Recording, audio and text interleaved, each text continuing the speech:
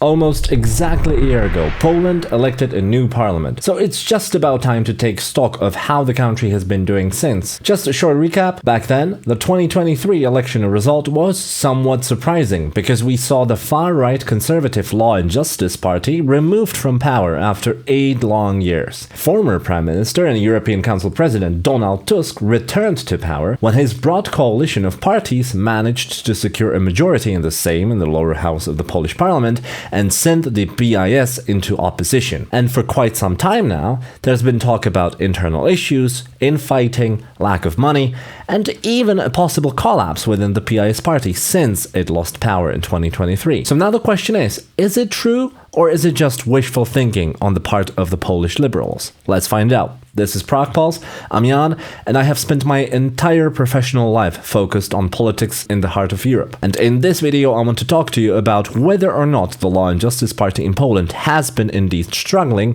and what that could mean for Poland and potentially even for the region. And as always, if you like what I do, please consider hitting that like button and subscribing to the channel. It would really help me grow. And also a huge thank you to all of you supporting me on herohero.co/PraguePulse. Now, let's dive in. Now, of course, we've been covering Poland quite extensively on this channel. We already talked about what the PiS did when it was in power, what the new government's plans were when it took office last year, and whether or not it was indeed taking revenge on the PiS. So for now, let's not waste any more time discussing these issues again. Feel free to watch any of the older videos linked on the screen or below in the description. Now, very briefly at this point, it is enough to say that the Law and Justice Party, led by this guy, Jarosław Kaczyński, and for a very long time that is, has been accused of turning the Polish public service media into a propaganda machine, subjugating the country's courts to the will of the party, and attacking the country's minorities, such as the LGBTQ. Donald Tusk, on the other hand, seen here, is criticized by his opponents for being too progressive and thereby endangering the so-called traditional values of Poland. Now, in the 2023 campaign, Kaczyński even called Tusk an agent of Germany, because anti-German rhetoric is still a thing in Poland, and an agent of Brussels as well. Now, the important thing here is that the two camps competing for votes, so the PiS on the one hand and Tusk's Civic Coalition on the other, have stayed largely the same throughout Poland's democratic history, even including Tusk and Kaczyński themselves. Those two guys have faced off multiple times in elections before, and they also have each held the prime minister post already. Now, if anything, this demonstrates that Poland faces the same problem as many democracies elsewhere in Europe and potentially even the world, and that is that there are just not enough people in politics, not enough new faces who would be willing to run for office. And it is quite understandable if you ask me, because who would be willing to have insults thrown at him live on national television and even be called someone's agent, right? It's not really flattering or anything. So the result is that Kaczyński and Tusk have basically become the two cornerstones of Polish politics forever now, and that also explains why both of them are already quite ancient, because Tusk is 67 and Kaczyński is 75. There's just no one else to replace them, really. I mean, sure, some small details about their parties have changed, be it the names or the personnel within the parties, and at least their coalition partners sometimes come and go. For 5 years, Tusk himself went and became European Council President, so something changes, sure, but by and large, their parties and even their voter bases have by and large stayed the same. But now it seems that the PiS may be about to crumble. Now let's take a look at why and whether or not that's the case. Now the first reason is actually quite simple. The PiS may be simply growing tired of the successive defeats that it has suffered recently. We've already covered the 2023 general election where the PiS has technically won, sure, and it has secured the most seats in the Sejm. But the problem is that what really counts in a proportional system such as Poland is not really who manages to win an election, but also, and even more crucially, who manages to secure a majority in parliament so that the party can then govern. And Donald Tusk Technically, the runner-up in the election managed to do that because other parties were simply willing to enter government with him and not with the PIS. And together, Tusk and the other parties have managed to amass more than half of all seats in the Sejm and thereby secure a majority and thereby govern. And that was understandably a huge blow to the PIS. But we're not stopping there. In April of this year, so 2024, Poland also held local elections on top of the general election of last year. And of course, those are always second or even third in terms of importance, sure, but winning them still does send an important signal. For one, Poland is a heavily decentralized country. Sure, it's not a federation, like Germany, for example, but still quite decentralized. To give you an example, you have the regional assemblies, the county councils, the municipal councils, the district councils, and then the voters also directly elect the mayor in the city that they live in. So you can see that winning in the regions certainly does bring some important influence. It's not as important as the general election, of course, but it's still not insignificant. And secondly, winning in a local election can also solidify the voter base of the major parties, which can then be helpful down the line because, voters are happy about the party winning, which then helps the morale for the future in the elections that really matter, such as the general election. Now, technically, the PIS has dominated the local elections. Overall, it has won 34.3% of all votes, compared with only 28.1% for the Civic Coalition of Donald Tusk. And the PIS was so high on the win that they actively began spreading rumors that they wanted to destroy the governing coalition at the national level by, for example, offering the prime minister's position to the Polish People's Party, which is now part of the governing coalition with Tusk, but the PIS reportedly wanted to offer the prime minister's position to them so that they would leave Tusk and govern with the PIS instead. But here comes the problem. The PIS win is absolutely not as decisive as they would like you to believe, especially when you look closer at the numbers. Again, what really matters, even in local elections, is not the absolute number of votes, especially when you elect to many different levels, such as in Poland, so any overall number of votes that you get is necessarily just an inaccurate aggregate of all the votes cast in all the different levels, right? What really matters, even in local elections, is the ability to govern once the votes have been counted. And in that respect, the PIS has been not nearly as successful as they would love to.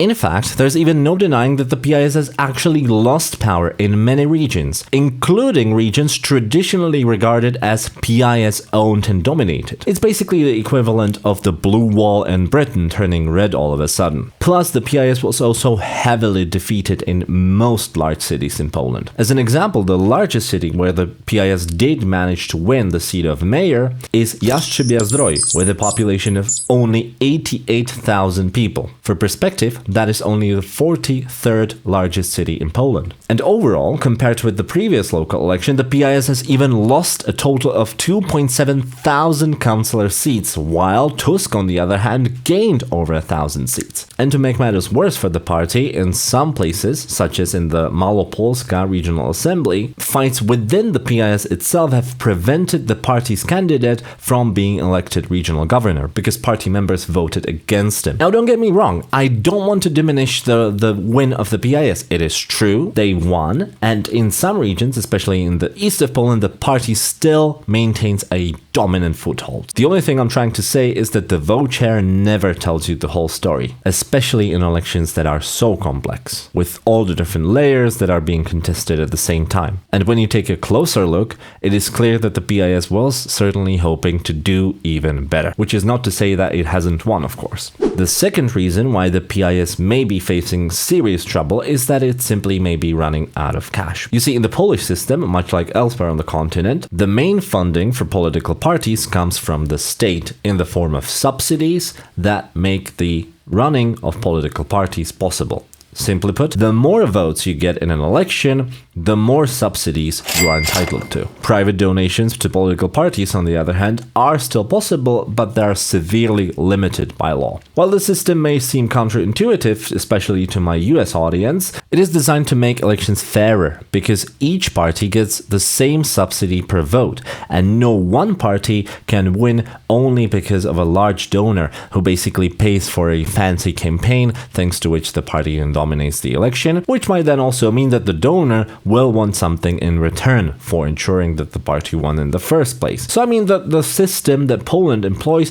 does make some sense. But of course, to get the state subsidy in the first place, you must stick to some rules, such as only paying for your political campaign from the money that you got from the subsidy. And of course, not being corrupt. But the PIS has been no stranger to financial scandals and corruption allegations in the past, actually. We've already covered some of them in the previous video, so I don't want to waste your time here. The link is either up on the screen or in the description below. Very shortly, it basically seems that the PIS has misused money to get an unfair advantage in elections. Just a few examples. It seems that the party has made campaign videos praising the party's accomplishments. That in itself wouldn't be a problem. The problem is that it seems that the party paid for those videos from the budget of the Ministry of Justice, which it controlled at the time. And multiple government agencies or funds were also apparently misused to pay for personal campaigns of PIS candidates. That, of course, is not really acceptable. And because those things are naturally against the law and against the rules on the state subsidies, the state has now decided to withhold some of the subsidies for the PIS. So far, the party has lost around 20 million zloty, which is around 5 million euros, and could even stand to lose the entire subsidy intended to the party until the next general election, which is scheduled in 2027. That would be a lot of money, and it would basically ruin the party altogether. And in fact, it already seems that the PIS has been indeed operating in some sort of a crisis mechanism mode, with offices being closed, staff being fired, and MPs or other elected representatives even now have to pay to the party's budget to basically keep it afloat. And that really doesn't help the party either, right? Because first, its very survival, at least in the current form, is not certain at all. And plus, it also diminishes the party's morale even more. And that leads me to the last point why I think the PIS is indeed struggling. It is going through a severe personnel crisis. Let's start at the very top. Jarosław Kaczyński himself is, as I already said, quite ancient already. This is nothing against older people, of course, but at 75 years of age, he initially even planned to step down himself next year, but has now apparently changed his mind. Which may be because, as I already discussed, there's just no one really to replace him, or at least no one is capable in his eyes. And it is not clear who could actually replace him one day. Former Prime Minister Mateusz Morawiecki may be a clear choice, but it seems that the two don't really like each other. In the recent EP election in June, Kaczyński intentionally supported candidates not affiliated with Morawiecki at all.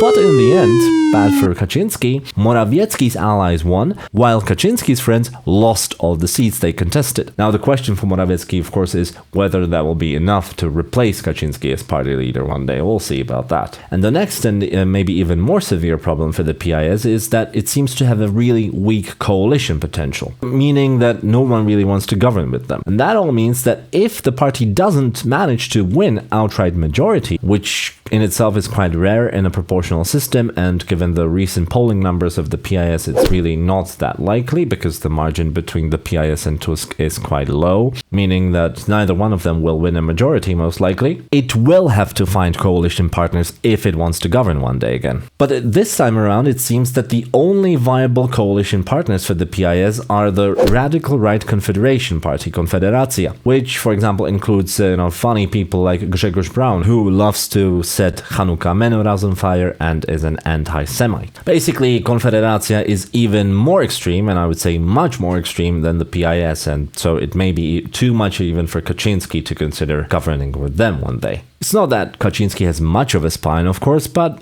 governing together with anti-Semites may be a bit too much even for him. So given all that, the future doesn't really look that great for the PIS. Its members are not really happy about the recent underwhelming election results, it may run out of money, and even if it doesn't, it may not have anyone to govern with. So all in all, the PIS's dominant position in Polish politics is likely to become somewhat less dominant at the very least. But on the other hand, I also think that that doesn't mean that the PIS will entirely disappear from the map, at least not anytime soon. And there are some reasons for Donald Tusk to worry about his future as well. First, while Tusk's coalition has managed to win the EP election this June, the margin between him and the PIS was quite small. Plus, his two coalition partners, who now govern with him on the national level, struggled quite a lot, only getting around 6% of the vote each, while the Extreme Confederation did much better than Tusk's coalition partners and got almost twice as many votes. So I mean, in the end, given the increasing support for the Confederation, Kaczynski may be swayed to govern with them one day. We'll see. Plus, Tusk's coalition government also faces allegations that it itself is acting unconstitutionally by, for example, restructuring the Polish TV, as we already discussed, or trying to undo the PIS's judicial reform, which Tusk in turn considers unconstitutional in the first place. Simply put, Polish politics is now a total chaos. And that in itself could actually weaken the government, because it is becoming too complicated for the average person to wrap his head around. And if you combine that with the usual feeling of voters all over the world that the government is actually not delivering on some or even all of its election promises in the first place, well, the chaos may actually get even worse down the line. In any case, we'll definitely continue watching Poland as we have done already, so make sure to like this video and subscribe to the channel so that you don't miss any of our future content. And as always, thanks to everyone already subscribed and to those of you supporting me on herohero.co/praktals. You mean the world to me. This has been Jan. See you next time.